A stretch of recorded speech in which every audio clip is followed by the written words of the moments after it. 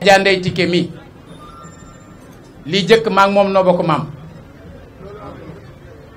ndax Alboury Ndiaye mooy sunu maam ñaareel bi ñoo bokk Thiès ñetteel bi ñoo bokk ci li nu jëm choisir d'appeler d'abord à voter ensuite accompagner ki nga xamante ni mooy le président Macky Sall ngir ñu mën a taxawu askanu Sénégal kon yooyu ñu booyee benn boo ci jël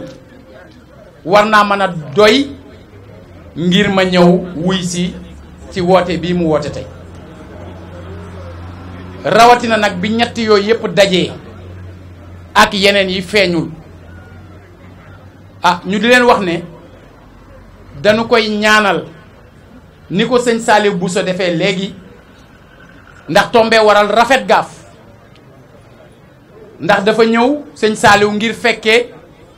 beneen jataay bu xeetoo ak bii bokk jëmu ak bii ma xamal ko ne ko sëriñ bi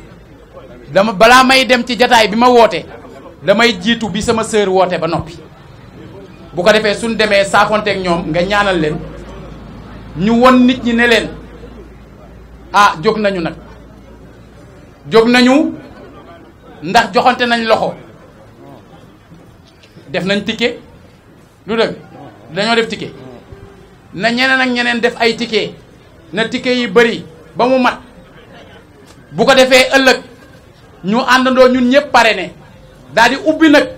loolu bu boobaa bu ñu demee ba weesu jamono yu mel nii nga xam ne tey dañoo nekk ci dëy ñun ñëpp tëggkat yi ak woykat yi inventé tëgg ak woy yoo xam dafay jëm ci batterie mais batterie boobu dootul doon xaalis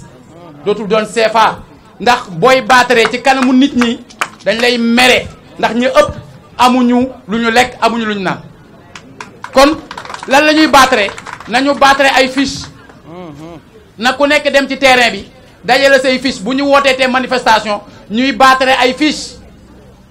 bu ñu wooteetee jataay ñuy batterie ay projet di wax di lim li nga xamante ni boobaak léegi président Macky Sall jot na ko fee liggéey ñu jël fiche par fiche di ko lim di batterie di joxe di batterie di joxe te naan ku mën a weddi leneen li ci des ñu jël yi nga xam ne projet la ndax li matagul ndax bëri na lu matagul ndax su matoon kenn du taxaw di laaj deuxième mandat li matagul tamit ñu def ko ay fiche ginnaaw bu ñu batterie li ñu def ba noppi ñu taxaw ci kanamu ñëpp batterie ne fas nañu yéene incha allah bu 24 février 2019 jotee ba ndam li ñëw ni nu ko amee yaakaar bu boobaa ñu ni danañu batterie waat war fi def lii ak lii ak lii te ku nekk dugal ci sa loxo. J'ai choisi pour l'élection présidentielle de 2019 de soutenir sans aucune forme de réserve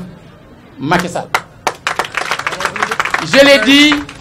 un jour à midi. Je ne l'ai pas dit en cachette.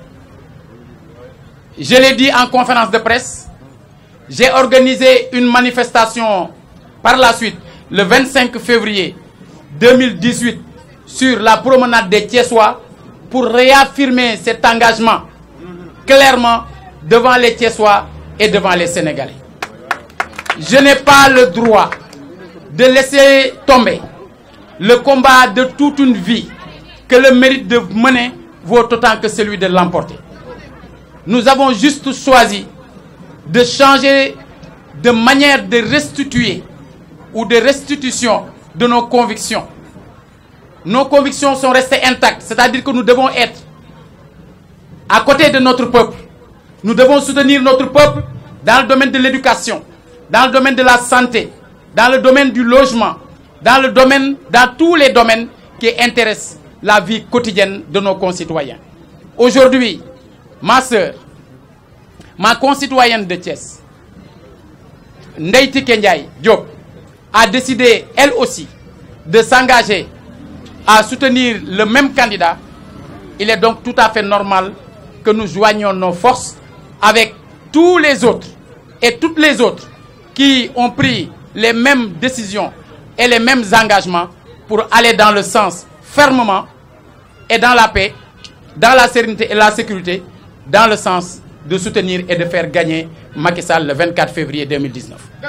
Leneen li ci des yëpp amul njariñ. Les gens vont vous provoquer. Ne répondez pas. Les gens vont intoxiquer. Restez vigilants. Il est clair que les fake news, on en aura jusqu'à la veille ou jusqu'au jour même de l'élection.